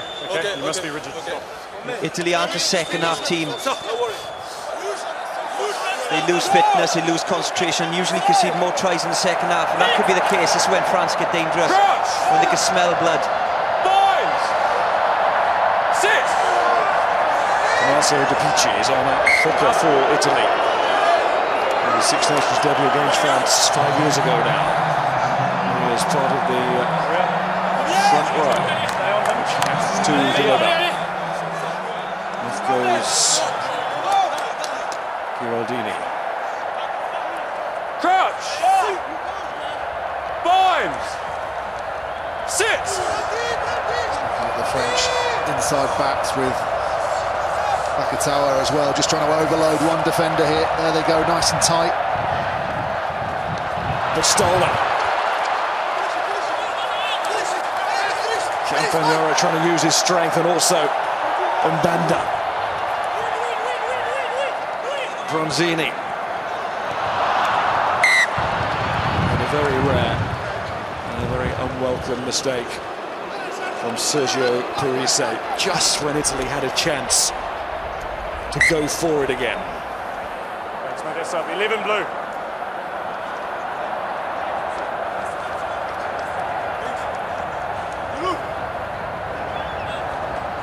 See how Bentiti comes in. He's come a long way there to defend that. Come on, Doulan. Great turnover. Read the ball well. Time on. There you go.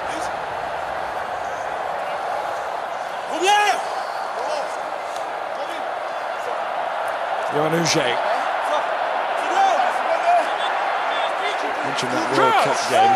He damaged his knee terribly in it. End of his World Cup. Out of the game for quite a while on the back of it.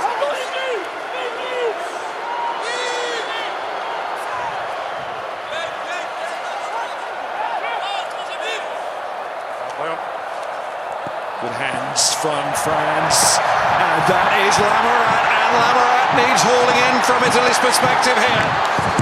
Terrific run from the centre, and it has been stolen.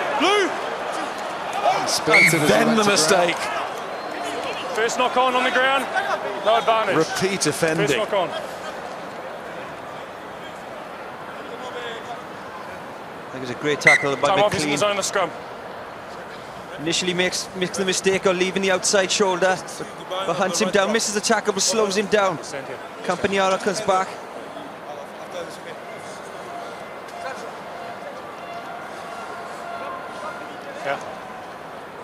Good strip. Turns the ball as well. Great play by Campagnaro, great work.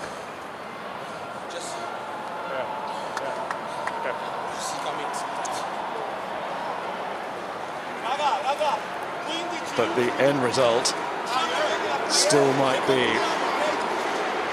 a game-winning one for France.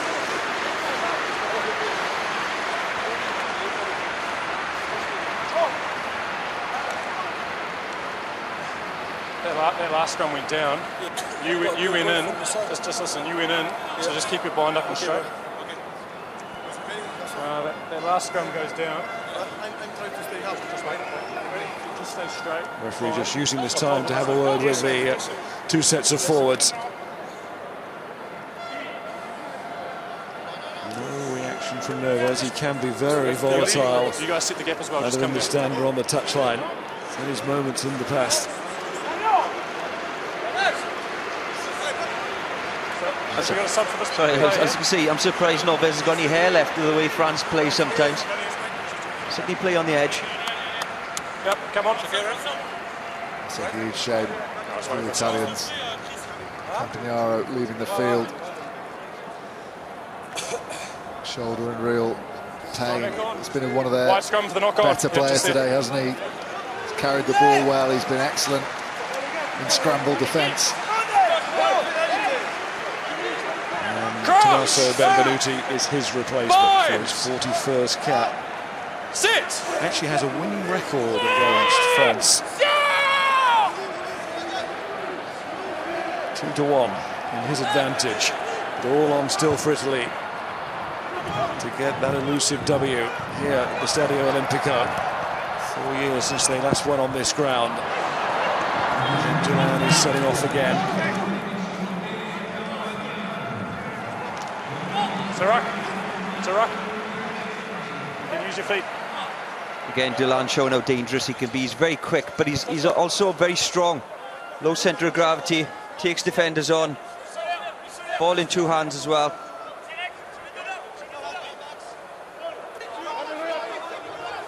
Very dangerous.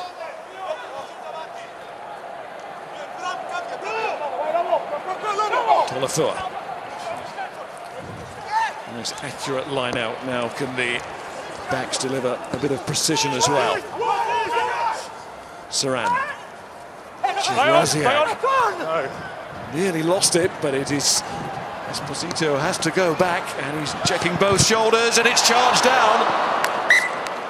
Brilliant from Saran, put under huge pressure on the run around by a bit of a fumble. Wasn't deliberately going to be kicking the ball over the top, but rather than shovel on bad ball to men outside with a defensive line coming up, he just lifts it over the top, puts all the pressure on the Italian back three, and it very nearly comes up with the goods. We'll quickly go to Olivier Magnier. Olivier. Yes, it's better. It's better for France now at the moment. Of course, after the half-time, France play better in attack, so now the challenge is clear for the team. It's to get 2 more tries to have the bonus points. Time on. Carry back. 5-minute scrum. And Panico joins the Italian scrummage. Lavotti off. Crouch. Bind. Sit. Saran almost shapes to put it into the soccer row, doesn't he? Makes no pretense. Use it. You've got Huguet hovering around that scrum as well. Here goes Pickamoles. And that should do it.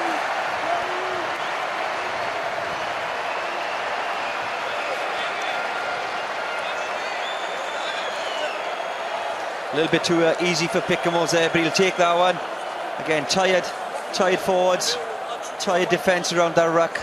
Yeah, you can see that the scrum has been wheeled away. They've wheeled away all the back rowers. That leaves Pickamoles with an opportunity to run straight at Canard.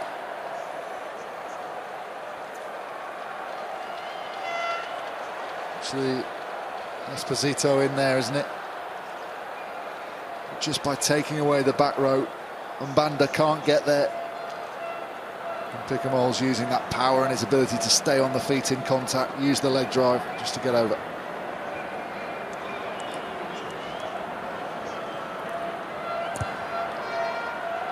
And Lopez, it's 33-11.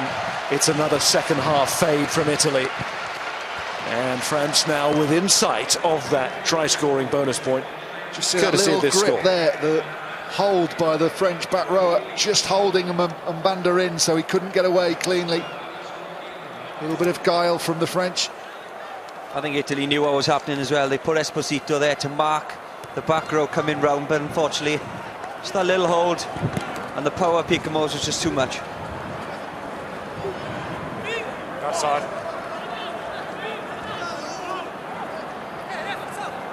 Advantage, knock on. Knock on only, on the ball. Sancone rolling away, but White won the ball, just no a knock advantage. And it's back for the original knock on. Might have caught advantage over there. Well, he didn't, but he might have thought about on. Over top, one intervening the referee. It's a little moment again that just goes for France.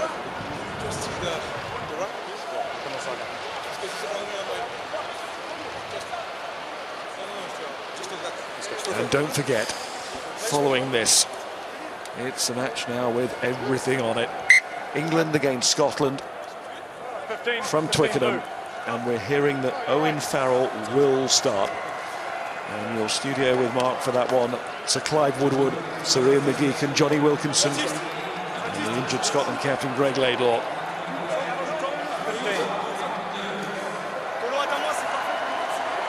Francois Trandouc is back, having had too much rugby since November when he broke his forearm. Huge confusion in the French back line about who he's replacing. I don't think any of them want to come off, to be honest, now the way they're playing at the moment. There's certainly another try in this match, and it's looking more likely it's going to be on the French side. As you sense, there's some points to be had out there.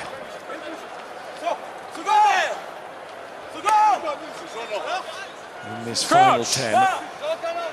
Fine! Sit! Trandouc making a return against Bree for his club now, these days Toulon, last week. And making that return in the centre, well known in this competition as a fly half. And Gino there's quite happy to go with Trandouc. Obviously a player that he wants to be very much part of things going forward. Going forward there is Fiku. No, back! 21! That time, Bronzini would have been offside, so the referee gave him the warning. And that is really good from Gordon. Chances to go either way, but the majority of support is on this side, and it was disappointing in the end from France. Good from Gordon, using that little bit of error in defence. Pickemole again off the base. That slow down and then accelerate through the contact, get the leg drive, almost gets caught in a choke tackle, but his support players do really well. One of them tackling the legs there of Stain to get him to floor. In the corner, and then after Gordon carried, just trying to put that ball through the hands quickly. Crouch! Bind! Sit!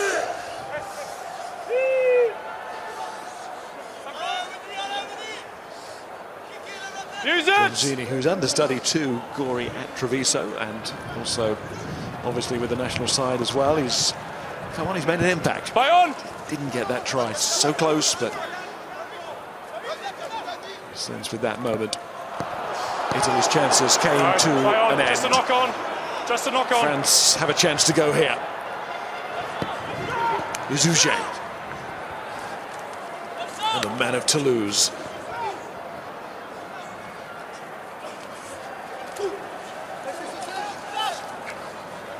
Vantage over. Saran. Lopez to avoid the injured player, but France want more width than that, and it comes from Nakaitathi. Tin back. Saran. Wide left, they're screaming for a crossfield kick. No one here for Italy, but the ball's going to come through the hands. They went behind Ozzeh. Big Moles is still there, lurking with menace. Here he goes. Oh, Saran nearly took it, but Trandouc has done. And so close again, and with Picamole's power, he's actually served up a lovely pass, and that, again, the finish is really too easy in the end for Belarus. Oh, the offload of Picamole's is unbelievable, because he goes to throw it to the first support player, realises he's in trouble, so holds onto it and then uses his other hand to push it out to the secondary runner. That gets him behind, causes huge problems. Just watch this. Tries to give it there, not on, then uses his right hand to give it. Now look at all those white shirts get dragged in, so that as the ball comes, any reason not to award the try? Just you've got an Italian defensive line in disarray, and a little bit of a sidestep. Lovely to see from Benarout. Treviso lost him. Good step from Belarus.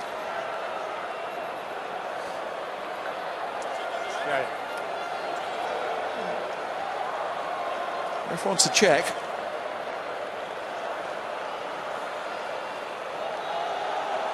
Again, Parisi putting a little bit of doubt in the referee's ear there.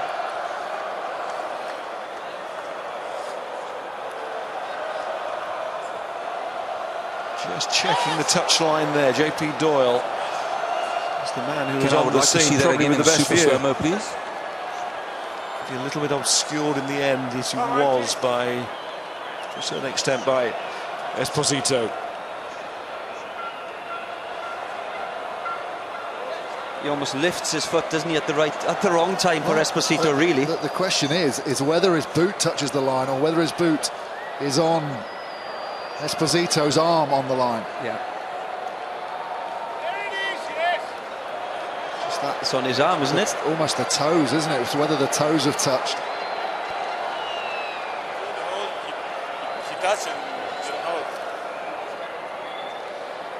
And then it comes back Just up. give us a minute, Ben. We'll get back to you now. No, take your time. I'm going to leave it up to you, Marius. I can't see that clearly. The offload is definitely before his foot hits the line.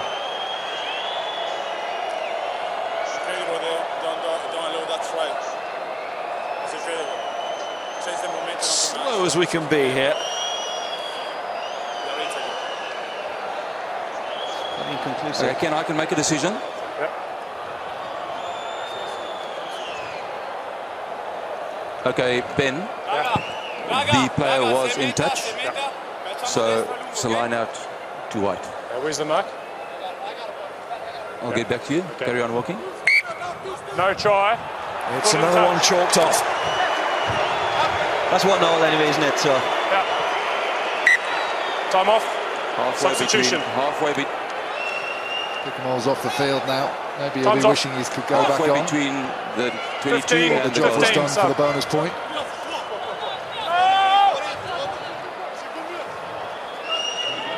But France showing how easy it is to get over that gain line and score tries when they just keep hold of the ball. I know there's a couple of great offloads in that set piece there, but Italy are on the ropes now, and I think France have their backs up. Backwards, that's Just a bit one! more composure by France, and they'll have another try. Interesting time there for Luca Spellanzio to come on and win his first cap for Italy. Stay here. Shane says on the ropes. Bernard Leroux is the man who's replaced Pickemals. Ruck was formed. It was contact past the ball. Offside. Ruck was formed. Caught on there. Trying to be a fox. Not getting away with it. The referee calls ruck. Didn't go back.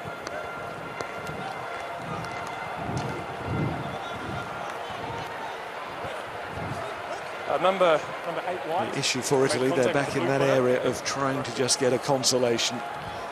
They're getting rather sick of being fed from the wooden spoon. They don't seem to be in a rush to get there at the moment, though.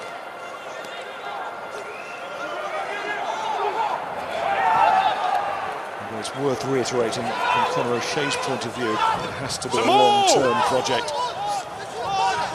But of course he knows the importance of results as well. Not coming out. And a first cap for Antoine Dupont. He's 20 years of age. From Cast, club at the moment. He has signed for Toulouse. He'll be there next season. And they reckon he is a little diamond as well, just like Saran. Those two could be swapping places for a few seasons to come for France. Machino is out with a bad hamstring injury. That's the reason why Dupont has got this elevation to the match day 23, and now a cap too. Let's go with it.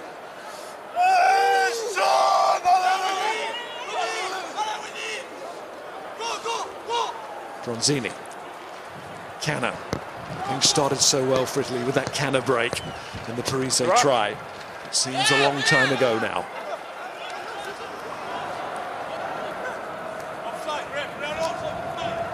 Canna again.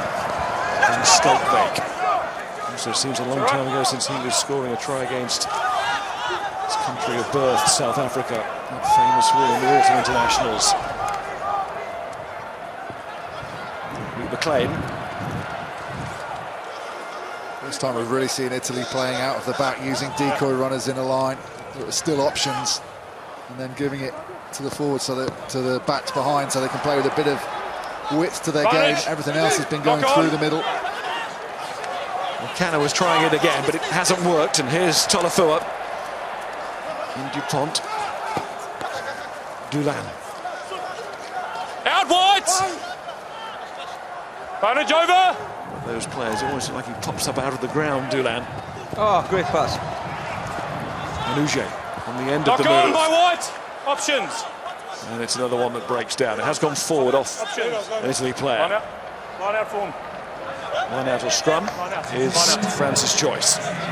Superb little pass here for Trindou, just holds the ball. And then unfortunately it's a turnover again for France. They do such nice things sometimes, but then they complement it with a knock-on or a turnover, and it's quite frustrating for the neutral. Like I said earlier, Gainova is very lucky he's got hair left after watching this. And having his hair ruffled and wet is the man of the match, Baptiste Serin. Not sure he's going to have much hair left soon. Something to do with his fellow teammates.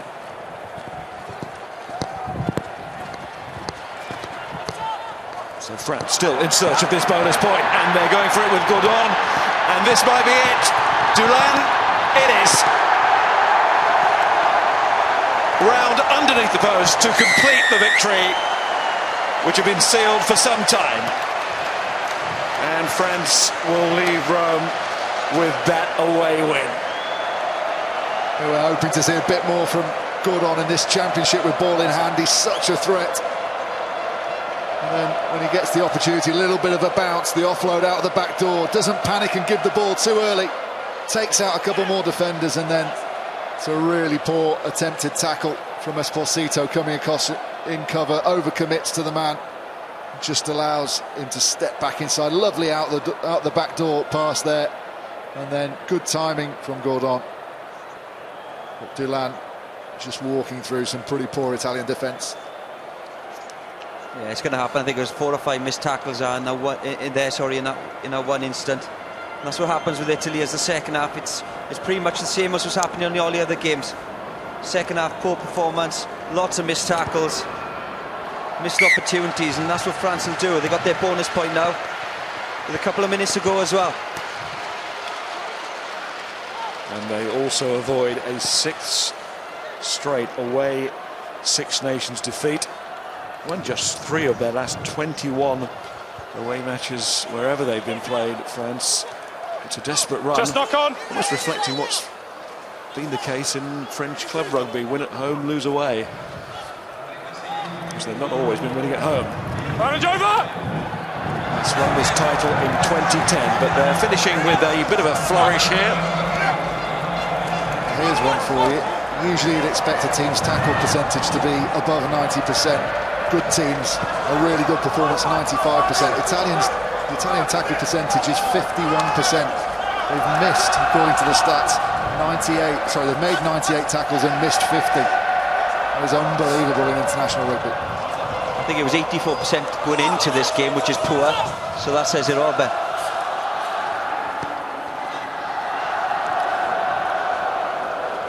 And for Italy, this will be a 10th home straight defeat in the Six Nations, which equals an unwanted record held by France way back in 1911 to 21. Esposito, Italy just trying to grab onto the ball and then grab onto something at the end of this match to take into their final game against Scotland. Esposito's worked so hard today as well, hasn't he? He hasn't really had anything to show for it. He's covered so much yardage, defended very well, tried getting involved in the play when he can. So then 40's come second best, and so have Italy today. No second half points. Can they change it now with Canna? Here's a moment which might lift the crowd here. It's the new man. First cap for Sperandio. He's offloading. Canna's involved again. Bronzini was that forward. No, says the referee. McLean goes in to try and secure that possession.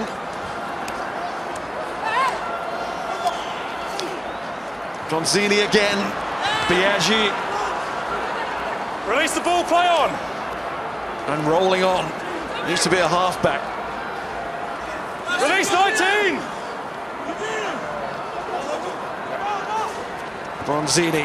Again, it's tight for Italy. They opt for the lack of space, if you like. Canada does really well to keep the ball and away from the touchline. De Pici. Release! And listen to this loyal home support trying to lift their side. Biaggi. Italy giving it everything at the end. Away from Bronzini, McLean, and here's a chance maybe for Esposito. It is a consolation. I'm nothing more than that, but it's something worth cheering. Shane. And I'm really happy for Esposito. Just saying how hard he's worked in this game. He has really covered some mileage, but never really had anything to show for it. It's great that he's finishing off that move there. It's great for Italy, but unfortunately a little bit too little too late. Lovely offload late. Just had his leg dragged back. They're in behind. There's a little bit of confusion as to what to do, but they don't panic too much. They get the ball back, and then excellent play there. Just holding the feet, not going forward, not giving the French defensive line an opportunity to get to the ball, almost falling backwards as he puts the ball across his body.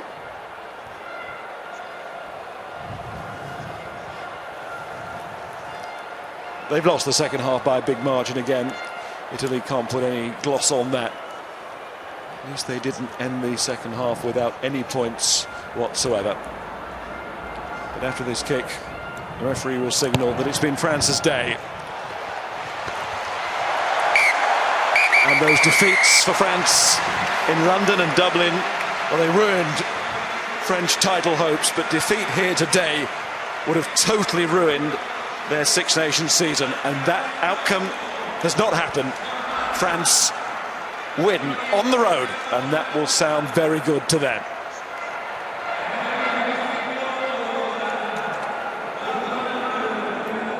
Yes, full-time score there. France 40, Italy 18. Marco, again, Italy found wanting in the second half. In their 4 matches, they've been outscored 120 points to 10 in their second half performance.